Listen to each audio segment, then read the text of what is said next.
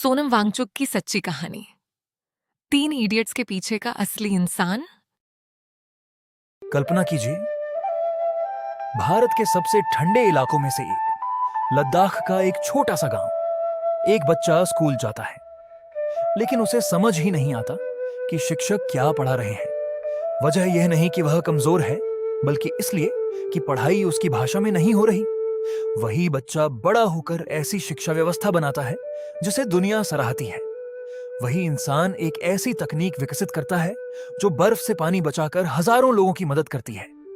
और उसी की सोच ने बॉलीवुड की सबसे लोकप्रिय फिल्मों में से एक को प्रेरित किया। यह कहानी है सोनम वांगचुक की, एक ऐसे भारतीय की जिसने साबित किया कि असली बदलाव किताबों से नहीं, सोच से शुरू होता है। बचपन की शुरुआत 1 सितंबर 1966 को लद्दाख के अलच्ची गांव में सोनम वांगचुक का जन्म हुआ। उस समय लद्दाख आज जितना विकसित नहीं था। सड़कें कम थीं, संसाधन सीमित थे और शिक्षा की व्यवस्था भी कमजोर थी। सोनम बचपन से ही जिज्ञासु थे। वे हर चीज को समझना चाहते थे। लेकिन जब वे स्कूल पहुंचे तो एक बड़ी समस्या सामने आई। घर में वे अपनी स्थानीय भाषा बोलते थे, जबकि स्कूल में पढ़ाई उर्दू में होती थी। नन्हा सोनम शिक्षक की बातें समझ ही नहीं पाता था। कई लोगों ने उसे कमजोर छात्र समझ लिया, लेकिन सच यह था कि समस्या बच्चे में नहीं, बल्कि शिक्षा के तरीके में थी। यहीं से उनके मन में एक सवाल पैदा हुआ, क्या हर बच्चे को उसकी भाषा और उसकी समझ के अनुसार शिक्षा नहीं मिलनी चाहिए? सीखने की नई सोच समय के साथ सोनम ने पढ़ाई जारी रखी। उन्होंने कठिन परिस्थितियों के बावजूद मेहनत की और आगे चलकर इंजीनियरिंग की पढ़ाई पूरी की। इंजीनियर बनने के बाद उनके सामने अच्छे करियर के कई रास्ते थे, लेकिन उन्होंने एक अलग रास्ता चुना। उन्होंने सोचा, अगर शिक्षा ही बच्चों की क्षमता को पहचान नहीं पा रही, तो उसे बदलना जरूरी है।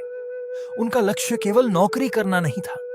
वे चाहते थे कि बच्चे रटने की बजाय समझना सीखें। सेकमोल की स्थापना इसी सोच के साथ उन्होंने अपने साथियों के सहयोग से SECMOL, students educational and cultural movement of Ladakh, की शुरुआत की। यह सिर्फ एक संस्था नहीं थी, यह एक नई सोच थी।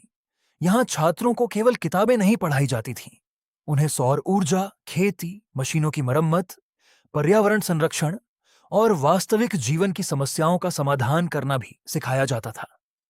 जो छात्र पारंपरिक शिक्षा में असफल माने जाते थे, वे यहां आत्मविश्वास के साथ नई शुरुआत करते थे। धीरे धीरे सीसीएमओएल की चर्चा पूरे देश में होने लगी। आइस स्टूपा का जन्म। लद्दाख में एक और बड़ी समस्या थी। सर्दियों में पानी बहुत होता था, लेकिन जब खेती का मौसम आता, तब पानी की कमी हो जाती थी। सोनम वांगचुक ने इस समस्या को ध्यान से समझा। उन्होंने एक अनोखा समाधान निकाला।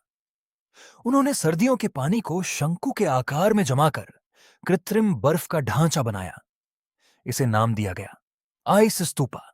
जब गर्मियों की शुरुआत होती, तो यह बर्फ धीरे धीरे पिघलती और खेतों तक पानी पहुंचाती। इस नवाचार ने लद्दाख के कई किसानों की मदद की और दुनिया का ध्यान अपनी ओर खींचा। 3 इडियट्स से जुड़ी प्रेरणा। जब फिल्म 3 इडियट्स रिलीज हुई, तो लोगों ने उसके मुख्य किरदार फुनसुक वांगडू को बहुत पसंद किया। बाद में यह व्यापक रूप से बताया गया कि इस किरदार की सोच और व्यक्तित्व के कुछ पहलुओं के लिए सोनम वांगचुक के जीवन और काम से प्रेरणा ली गई थी। हालांकि फिल्म की कहानी पूरी तरह उनकी जीवनी नहीं है, लेकिन एक बात साफ थी, देश भर के लोग पहली बार इस असली नवाचारी के बारे में जानने लगे। दुनिया ने भी माना। सोनम वांगचुक के काम को भारत ही नहीं, दुनिया भर में सराहा गया। उन्हें 2018 में रैमन मैग्सेसे पुरस्कार से सम्मानित किया गया, जिसे एशिया का प्रतिष्ठित सम्मान माना जाता है। उन्होंने शिक्षा, पर्यावरण और स्थानीय समस्याओं के व्यावहारिक समाधान पर लगातार काम जारी रखा। उनका संदेश हमेशा यही रहा, बदलाव बड़े संसाधनों से नहीं, बड़े विचारों से आता है। आगे की कहानी, लद्दाख की समस्या और सोनम वांगचुक का समाधान। लेकिन दोस्तों, सवाल सिर्फ सोनम वांगचुक की सफलता का नहीं था। असल सवाल था कि लद्दाख की जिंदगी इतनी कठिन क्यों है? भारत के उत्तरी छोर पर बसा लद्दाख अपनी खूबसूरती के लिए पूरी दुनिया में मशहूर है। लेकिन जितना यह इलाका देखने में सुंदर है, यहाँ का जीवन उतना ही चुनौतीपूर्ण है। सर्दियों में तापमान कई बार 0 से 20 से 30 डिग्री सेल्सियस नीचे चला जाता है। कई जगहों पर भारी बर्फबारी के कारण सड़कें महीनों तक बंद रहती हैं। ऐसे समय में लोगों का बाहरी दुनिया से संपर्क लगभग टूट जाता है। यहाँ खेती करना भी आसान नहीं है। खेती के लिए सबसे ज्यादा पानी अप्रैल और मई के महीनों में चाहिए होता है। लेकिन यही वह समय होता है जब पहाड़ों की ऊंचाई पर जमी बर्फ पूरी तरह नहीं पिघलती, नदियों में पानी कम होता है और किसानों को अपनी फसलों की चिंता सताने लगती है। यहीं से सोनम वांगचुक ने सोचना शुरू किया। उन्होंने समस्या को केवल देखा नहीं, बल्कि उसके पीछे का कारण समझा। उन्होंने पाया कि सर्दियों में बहुत सा पानी बिना उपयोग के बह जाता है। अगर इसी पानी को किसी तरह सुरक्षित रखा जाए तो वही पानी गर्मियों की शुरुआत में किसानों के काम आ सकता है। इसी सोच से जन्म हुआ आइस स्तूपा का। आइस स्तूपा का सिद्धांत जितना सरल है उतना ही प्रभावशाली भी। सर्दियों में पाइपों की मदद से पानी को ऊपर ले जाकर खुले वातावरण में छोड़ा जाता है। अत्यधिक ठंड के कारण पानी तुरंत जमने लगता है और धीरे धीरे शंकु के आकार की बर्फ की विशाल संरचना बन जाती है। इसका आकार स्तूप जैसा होने के कारण इसे आइस स्तूपा कहा गया। लेकिन इसका सबसे बड़ा वैज्ञानिक लाभ यह है कि शंकु का आकार धूप के संपर्क को कम करता है। इसलिए बर्फ धीरे धीरे पिघलती है और अप्रैल मई में किसानों को लगातार पानी मिलता रहता है। यह केवल एक आविष्कार नहीं था, यह प्रकृति के साथ मिलकर समस्या का समाधान खोजने का एक उदाहरण था। आज दुनिया के कई वैज्ञानिक और इंजीनियर इस मॉडल का अध्ययन कर चुके हैं। पर्वतीय क्षेत्रों में जल संरक्षण के लिए इसे एक प्रेरणादायक विचार माना जाता है। लेकिन सोनम वांगचुक का सपना केवल पानी तक सीमित नहीं था। वे हमेशा कहते हैं कि किसी भी समाज की सबसे बड़ी ताकत उसके लोग होते हैं।